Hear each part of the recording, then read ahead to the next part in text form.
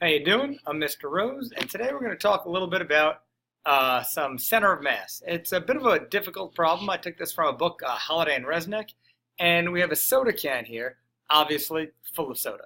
I'd like you to read the problem. Here's just a quick overview, is where's the center of mass going to be at three different conditions? Condition 1, full of soda. Condition 2, empty. Condition 3, when the soda starts coming down at the lowest point it could possibly be. So, as always, I'd like you to read this problem. I want you to try it on your own before we keep going, before you watch me solve it. Okay, now that you've attempted it on your own, let's see what we can do. So, as you may recall, I just have some of my notes of what things are. We know the mass of the soda can was equal to 0.140 kilograms, and that was when the can was empty. We know the height of the entire can is 0.12 meters, and I know the mass of the soda can was 1.31 kilograms, and that was when it was full of soda. So, the first part we were doing, part A, just wanted to check my question right there. Part A was when the can is full of soda, where should the center of mass be? Now, we obviously know the center of mass is going to be in the center if it's full, but to prove it, when it's full, when full of soda, we know the center of mass. So, when it's full, I've got the mass of my can, plus the mass of the can full of soda, plus the total mass here, right? So when I put all that together, I should have a center of mass of 0.06 meters.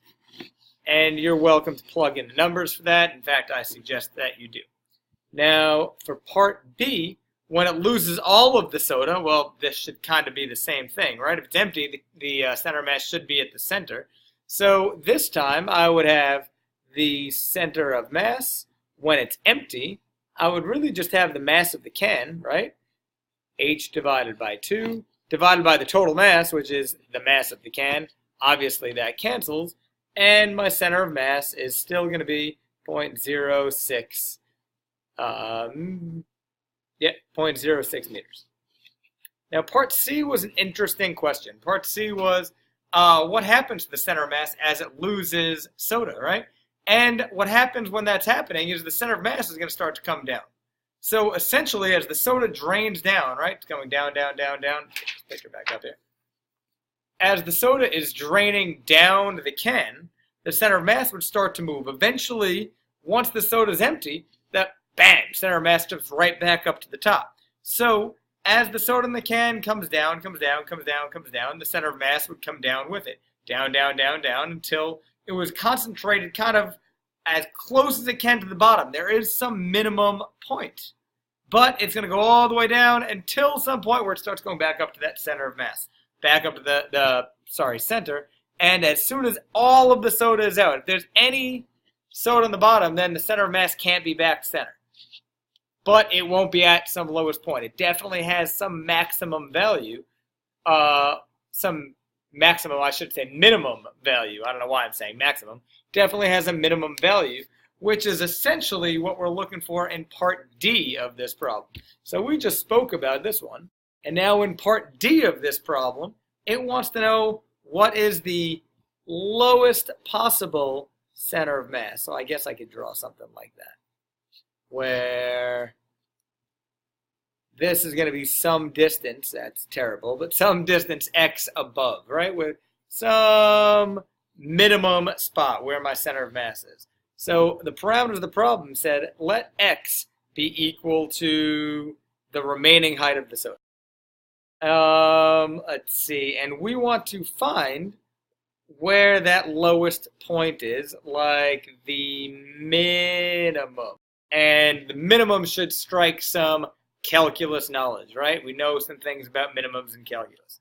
So I know my center of mass, which I'm now just going to call X. It's going to be the mass of my, excuse me, mass of my can, center mass of my can, plus, again, the same thing, times the center of mass there, empty can, full can, and then my total, right? So what is the difference here? Things that I know. What is exactly that I know? I know stuff about this situation. The things that I know about this situation, recall, the mass of the can is just 0.140 kilograms. And we know when it's empty, I know the center of mass is equal to 0.06 meters. How is that helpful? We want any height x. So that's what we're going to exploit. I know the, the mass of the soda at any height. At any height x. That's what I'm trying to find. Mass of the soda is equal to, well, I've got my can.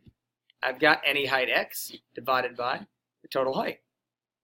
So that's going to look something like 1.31, that is the mass of the can and soda, times any height x over the entire height. So that little ratio is going to help us out. If I get some more paper here, that up so we can see. Go. All right. So using some of this information, specifically what we just figured out, that is going to be the mass of my soda at any height x, right? So I know my center of mass, I'm just going to call x, I believe from the last page, is mc times the center of mass of my can plus, now that ms from what we did before, right? This, up there was the mass of the soda, I lost that. So my mass of my soda, what did I just figure that out? I have mass of the soda at any height x over the height times where that was, that center of mass, x over 2. Divide that whole thing by the mass of the can plus the mass of the soda, which we just said, mass soda, x over the height at any height x. So if I'm trying to plug some things in now that I know, see the mass of my can was 0.140 kilograms. The center of mass, 0.06, plus what we had before, 1.31 full of soda. 1.31 x times x, x squared, divided by 2h, divided by 0.24. And then that whole thing is going to be divided by the mass of my can, 0.140, plus the mass of the soda at any height, which would be 1.31 divided by the height of the can times x, right? So that does look a little bit, actually it doesn't look that complicated. Let's see, what are we going to do? We can do some math. Doing some math here, we got 1.41 times 6, 0.06 is, we get 0.0084, 0.0084. Sorry, the computer screen died for a second.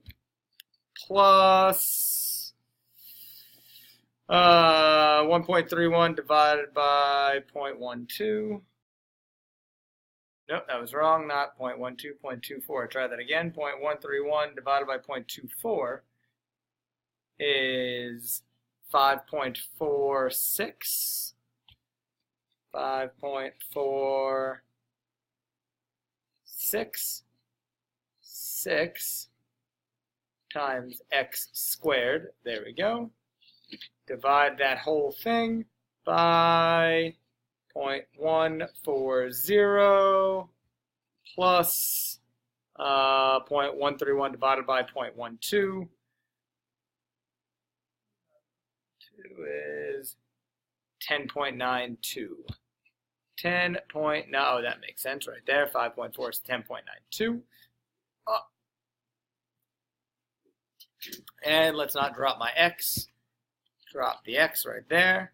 So now we've got this nice kind of function, right? And remember, we were looking for a minimum value. Hopefully that minimum value struck some calculus knowledge into you. Minimum is when my derivative with respect to x is equal to 0. So now all we're going to do is take this expression that I have. I'm going to take my derivative with respect to x of that whole expression, 0.0084 plus 5.46 x squared divided by 0.140 plus 10.92 x. I'm going to set that equal to 0. And because I am going to cheat, I'm going to use my calculator. And my calculator spits out an expression for a derivative of 0.5 times x squared plus 0.025. There are more decimals there, but I'm just going to round it. X minus 0.001538 divided by x plus 0.0128. That whole thing is squared. And again, I'm going to cheat because I'm going to ask my calculator to now solve that. Respect to x equals 0, solving for x. And I get two values for x. One value is a positive number of x equals 0.028 meters, and one value is x equals negative 0.05. So I know that can't be right. Oh, I'm off the screen, sorry. I know that can't be right because my center of mass can't be negative. It can't be below my my can. So my lowest possible center of mass is when I have soda my lowest center of mass is when I have a soda height of 0.028 meters from the bottom of the can. I hope you followed along with this. I hope you found this helpful. That's all I have for you today. Please feel free to like, comment, and subscribe, and you'll see me next time.